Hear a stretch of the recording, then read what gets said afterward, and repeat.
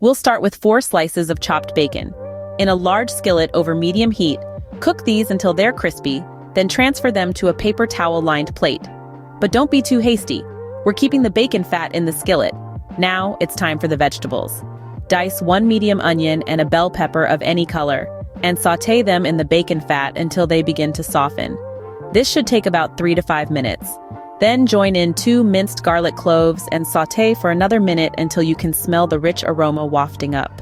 Next, we'll stir in 1 cup of sliced okra and 1 cup of lima beans.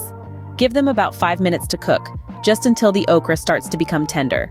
Then, in goes 1 cup of corn kernels and a handful of halved cherry tomatoes. Let these cook for an additional 5 minutes until the tomatoes start to soften and the corn is heated through. Now, for the seasoning. Sprinkle in some salt and pepper and a pinch of smoked paprika if you have it on hand. Stir well to combine all the flavors. For a bright note, add a splash of apple cider vinegar to the skillet and stir through. Finally, transfer the succotash to a serving dish. Sprinkle the cooked bacon and 2 tablespoons of fresh chopped parsley over the top just before serving. And there you have it, Southern succotash with okra and lima beans. This dish is not only delicious, but also a beautiful addition to your table with its colorful mix of vegetables.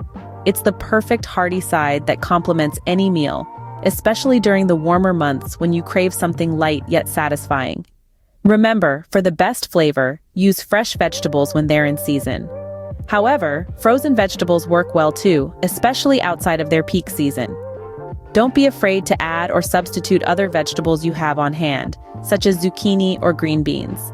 For a plant-based version, omit the bacon and use olive oil or vegetable oil to sauté the vegetables. You can add smoked paprika or liquid smoke for a hint of smokiness. So go ahead, try this recipe today and revel in the flavors of the South right in your own kitchen. And remember, if you enjoyed this recipe, do subscribe for more culinary adventures.